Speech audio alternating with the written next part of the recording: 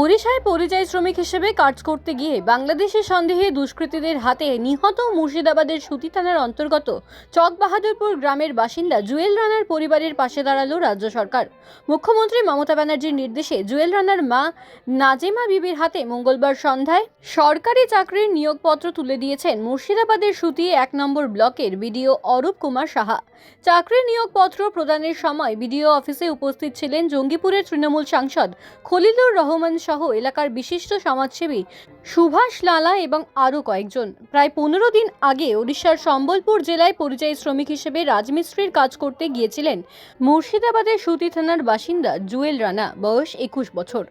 জুয়েল মুর্শিদাবাদের আরও কয়েকজন পরিযায়ী শ্রমিকের সঙ্গে সম্বলপুরের শক্তিনগর এলাকায় একটি বহুতল নির্মাণের কাজে জড়িত ছিল।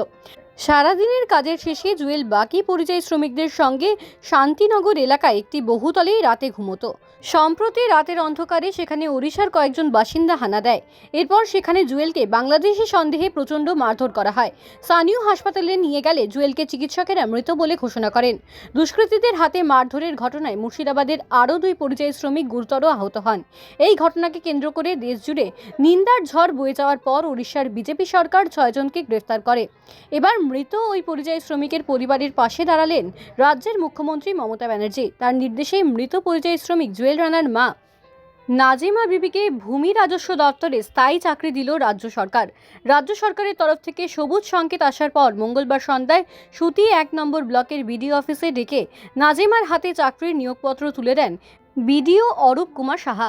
বুধবার সকালে নাজেমা বিবি সুতি ১ নম্বর ব্লকের ভূমি এবং ভূমি রাজস্ব দপ্তরের অ্যাটেন্ডেন্ট হিসেবে চাকরিতে যোগ দেন। সুতি ১ নম্বর ব্লকের বিডিও অরূপ কুমার সাহা বলেন, রাজ্য সরকারের নির্দেশে নাজেমা বিবিকে চাকরির নিয়োগপত্র তুলে দেওয়া হয়েছিল। আজ তিনি কাজে যোগ দেন।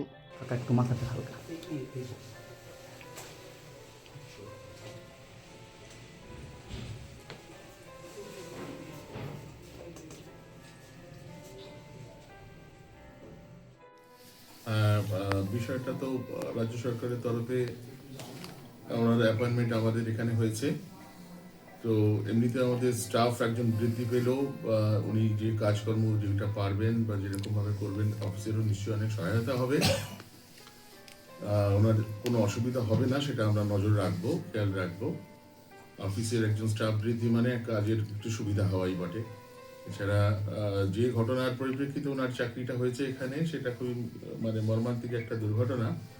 তার জন্য ওনার প্রতি সমবেদনা আমাদের সবারই রয়েছে। আমি বিশেষভাবে ওনার যখন মানসিক স্থিতি সেটা যাতে সেখান থেকে কাটিয়ে উঠে উনি সুস্থভাবে আস্তে আস্তে কাজের মধ্যে ফিরতে পারেন, সেই আশা আমার থাকবে, আর আমার দিক থেকে সমস্ত সাহায্যও থাকবে।